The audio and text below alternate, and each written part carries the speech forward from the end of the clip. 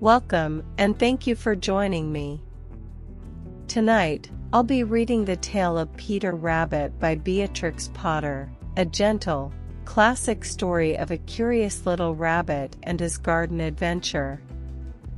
Find a cozy spot, take a deep breath, and allow your body to relax. Let your thoughts slow down, and let this timeless tale carry you into calm.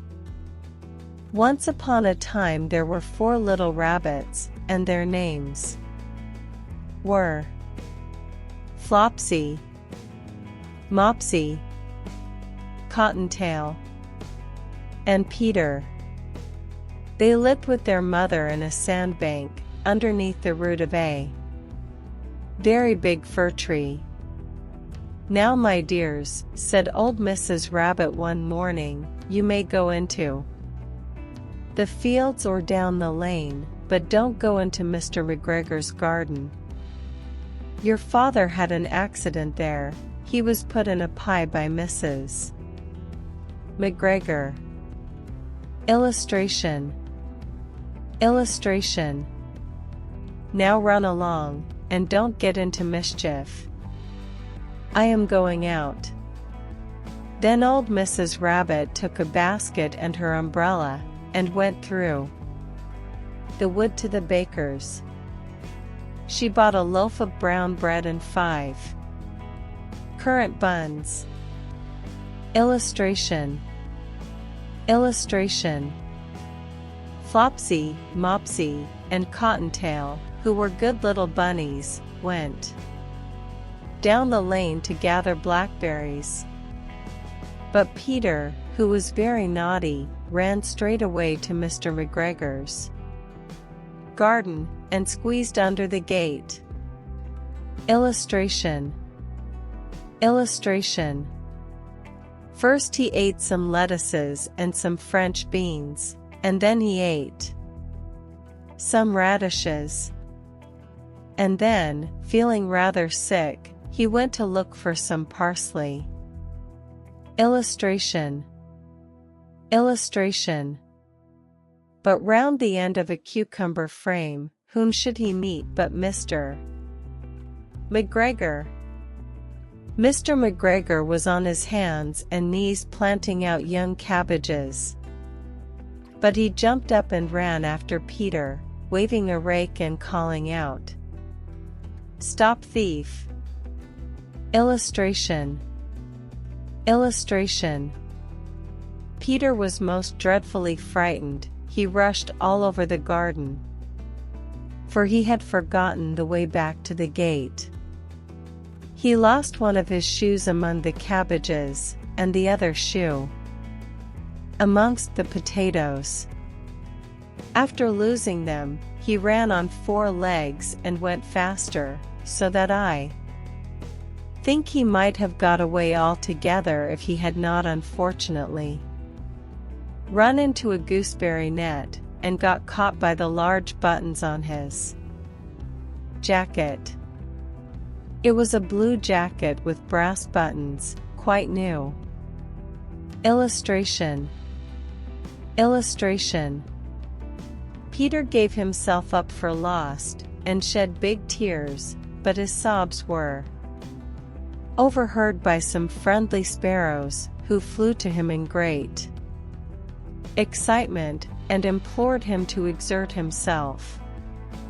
Mr. McGregor came up with a sieve, which he intended to pop upon the top of Peter, but Peter wriggled out just in time, leaving his jacket behind him. Illustration. And rushed into the tool shed, and jumped into a can. It would have been a beautiful thing to hide in, if it had not had so much water in it. Mr. McGregor was quite sure that Peter was somewhere in the tool shed, perhaps hidden underneath a flower pot. He began to turn them over carefully, looking under each. Presently Peter sneezed kertascoo. Mr. McGregor was after him in No time. Illustration. Illustration. And tried to put his foot upon Peter, who jumped out of a window, upsetting 3 plants. The window was too small for Mr. McGregor, and he was tired of running after Peter. He went back to his work. Peter sat down to rest. He was out of breath and trembling with fright, and he had not the least idea which way to go. Also, he was very damp with sitting in that can.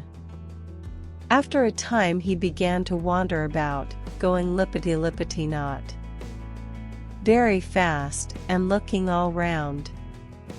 Illustration. Illustration. He found a door in a wall, but it was locked, and there was no room for a fat little rabbit to squeeze underneath. An old mouse was running in and out over the stone doorstep, carrying peas and beans to her family in the wood. Peter asked her the way to the gate, but she had such a large pea in her mouth that she could not answer. She only shook her head at him. Peter began to cry. Then he tried to find his way straight across the garden, but he became more and more puzzled. Presently, he came to a pond where Mr. McGregor filled his water cans.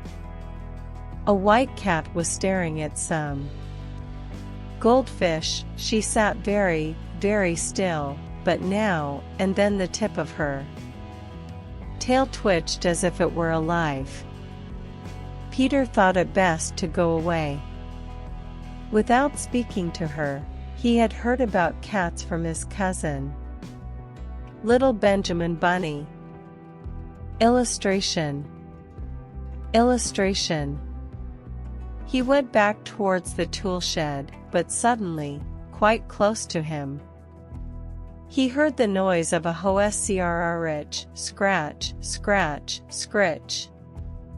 Peter scuttered underneath the bushes. But presently, as nothing happened, he came out, and climbed upon a wheelbarrow and peeped over. The first thing he saw was Mr. McGregor hoeing onions. His back was turned towards Peter, and beyond him was the gate. Peter got down very quietly off the wheelbarrow, and started running as fast as he could go, along a straight walk behind some blackcurrant bushes. Mr. McGregor caught sight of him at the corner, but Peter did not care. He slipped underneath the gate, and was safe at last in the wood, outside the garden. Illustration. Illustration. Mr. McGregor hung up the little jacket and the shoes for a scarecrow to frighten the blackbirds. Peter never stopped running or looked behind him till he got home to the big fir tree. He was so tired that he flopped down upon the nice soft sand on the floor of the rabbit hole and shut his eyes. His mother was busy cooking. She wondered what he had done with his clothes. It was the second little jacket and pair of shoes that Peter had lost in a fortnight. Illustration. I am sorry to say that Peter was not very well during the evening. His mother put him to bed, and made some chamomile tea, and she gave a dose of it to Peter. 1 tablespoonful to be taken at bedtime. Illustration. Illustration. But Flopsy, Mopsy, and Cottontail had bread and milk and blackberries for supper. Thank you for listening to the tale of Peter Rabbit. I hope this sweet little story helped bring you peace and quiet tonight. If you enjoyed it, please consider supporting the channel by liking, subscribing, or leaving a kind comment. It truly helps me continue sharing stories like this. And if you'd like more cozy tales and calming readings, there's much more to explore here. Wishing you deep rest, sweet dreams, and a heart full of calm. Until next time, take care and good night. Cherry Blossom.